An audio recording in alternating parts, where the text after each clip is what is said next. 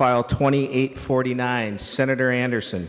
Well, thank you, Mr. President. Members, House File 2849 seeks to provide relief for the Minnesota students affected by the sudden mid-semester closure of Argosy University earlier this year.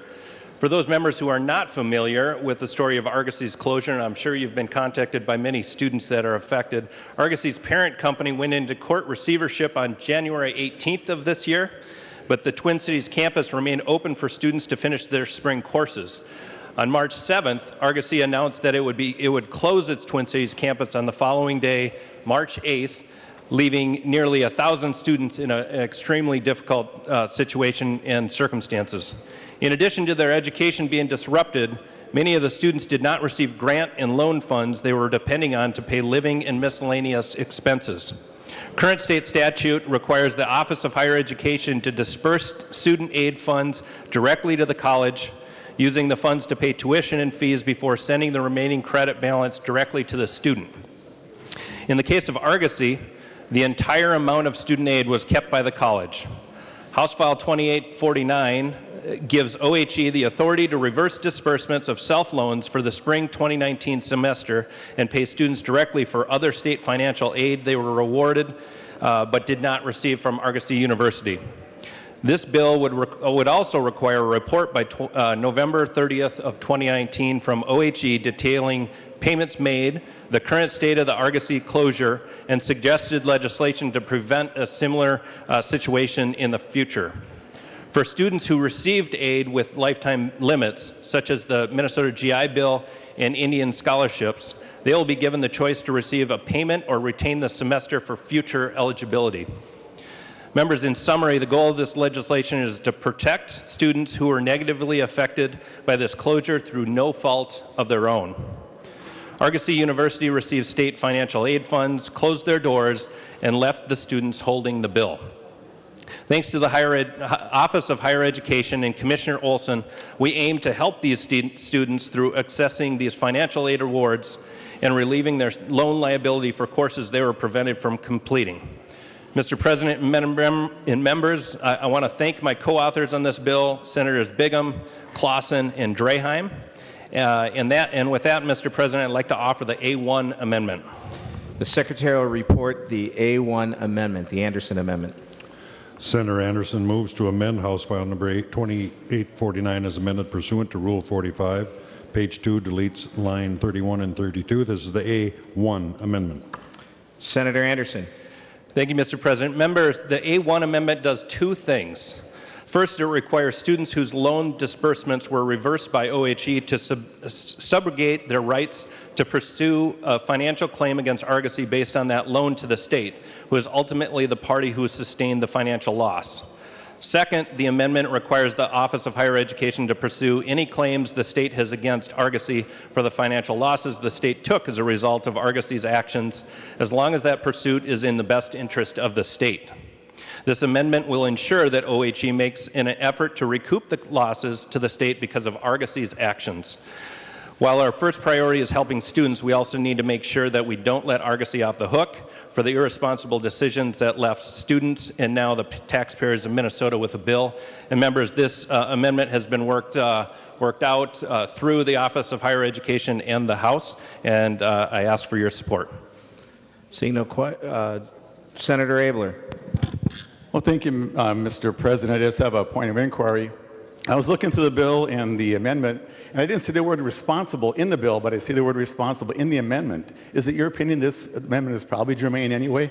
Thank you. Thank you, Senator Abler. Senator Anderson. Senator Abler, yes.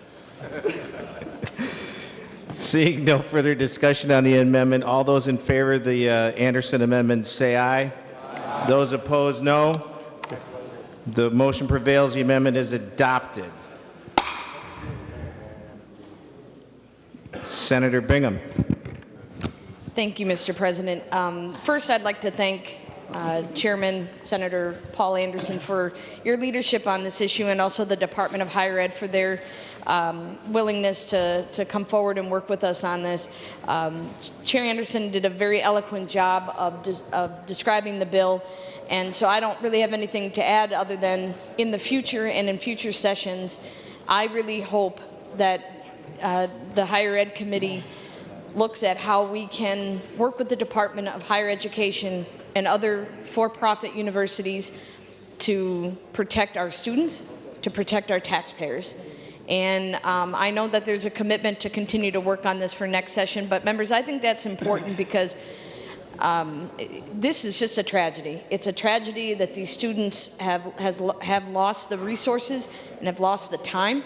And if anybody has watched, and obviously the committee did, but watched the testimony, it's heartbreaking. And we really need to make sure that in the future we're protecting our students and the taxpayers from institutions like this through legislative changes so that we can have better oversight over the businesses that they're doing here in the state. Thank you. Senator Jensen. Thank you, Mr. President. I want to thank Senator Anderson for bringing this bill forward, and I would like to thank Senator Bingham for her comments. She's correct. This is a tragedy, but you can only imagine what bigger tragedy it would have been if these people that had been affected had not been able to come to someone and say, we need help. I doubt that Senator Anderson is regarded as being a nimble character, but I'm going to go on record as his nimble leadership has provided relief for people that needed it. So, Senator Anderson, in the spirit of kindness and May Day, thank you for being nimble. Is there any further discussion on the bill?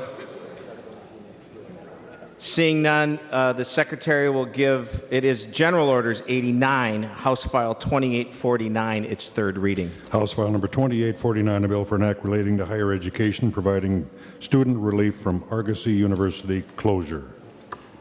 Third reading. Can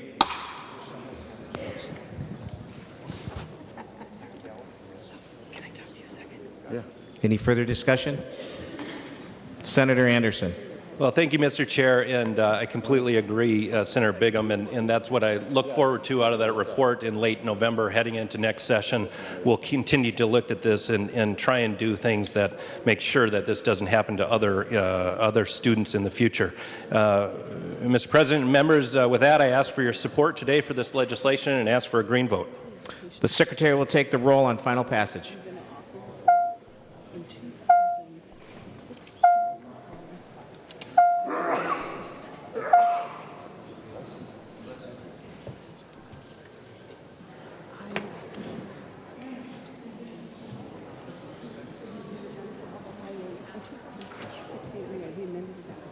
This is everybody the prescription thing? Yeah, this is so they can't change formulas and the whole of your contract. You have to do the voice vote. Oh, yeah. Then again, but this year she signed up to the bill. Yeah, this didn't go anywhere. Is it in the House side? Really? So Jensen will be the guy. It's his time. So just take it. Yeah. Thank you. Oh, I'm aware. No, we're all about that. We should. All senators having voted, the Secretary will close the roll. There being 60 ayes and 0 nays, the bill is passed and title agreed to.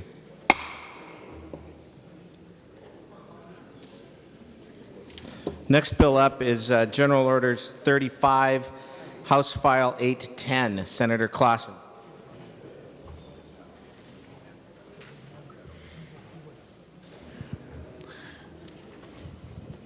Well, thank you, Mr. President.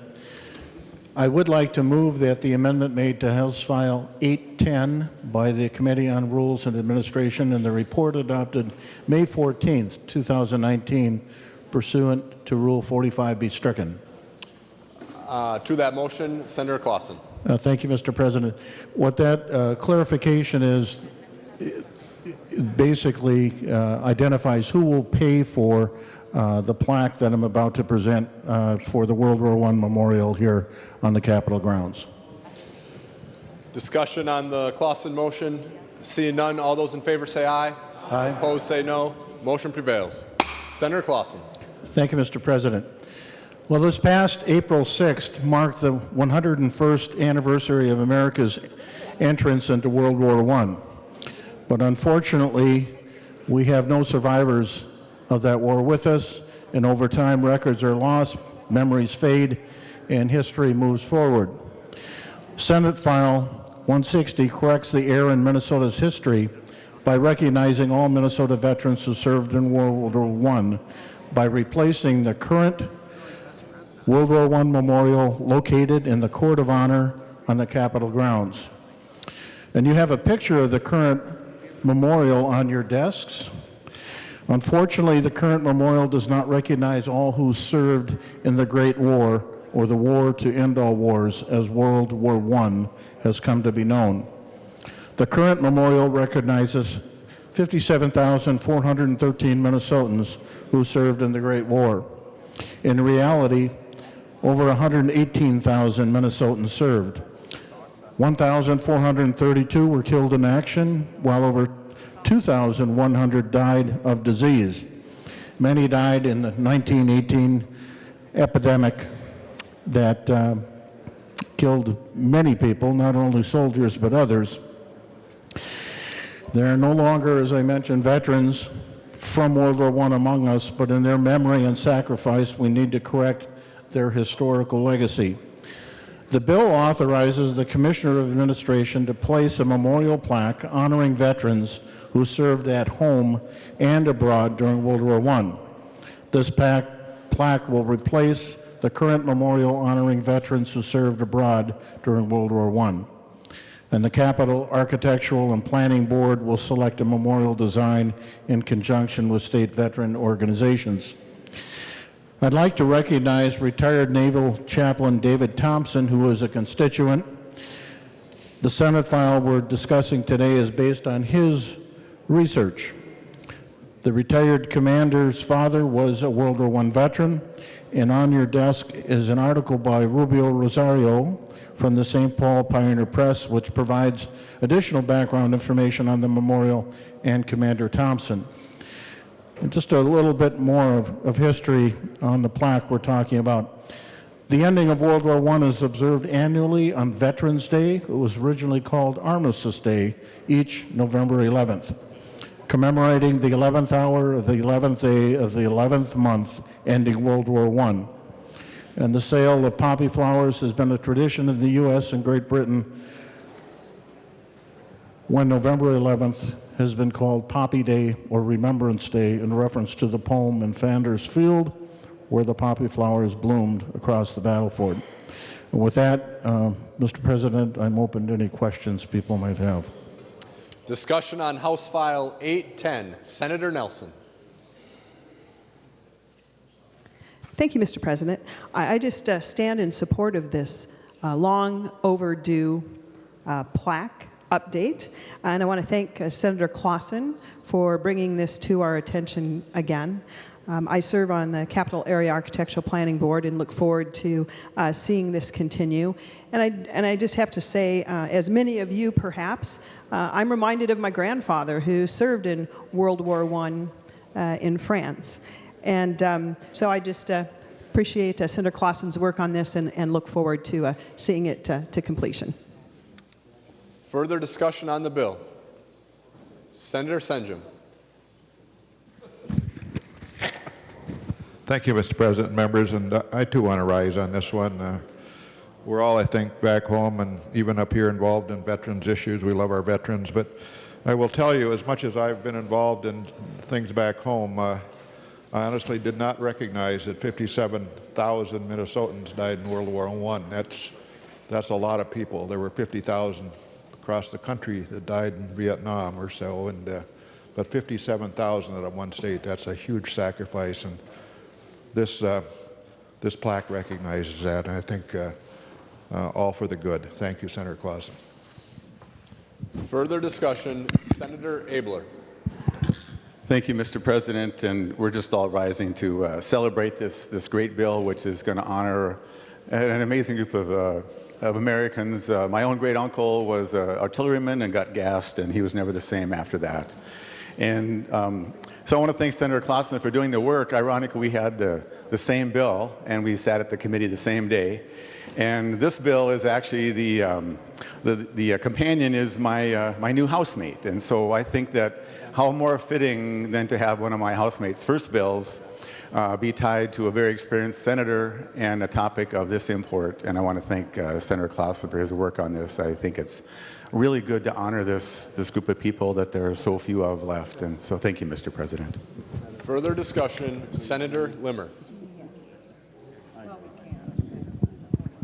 Thank you, Mr. President. I wasn't really planning on speaking on this issue, but since other members were beginning to make mention of their relatives that were involved in World War I, I couldn't help but not tell of a great uncle of mine who also served. He enlisted. He did not go overseas, and he would not have been represented on the plaque. But he served after enlisting in the U.S. Army, he was stationed at Fort Dodge. And Fort Dodge became a holding place for individuals, mostly military personnel, that contracted the flu epidemic. And he was used as an orderly during those months.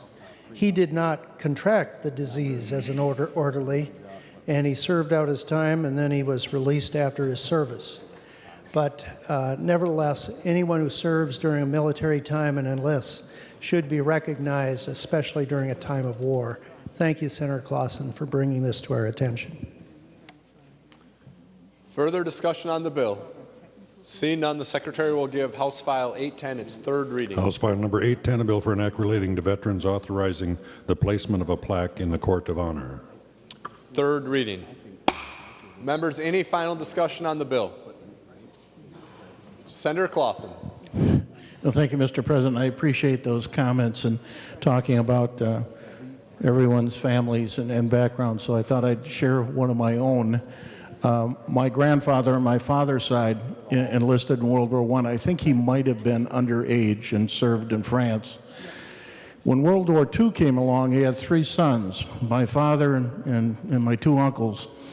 My uncle served in Italy. My dad was in the 8th Air Force.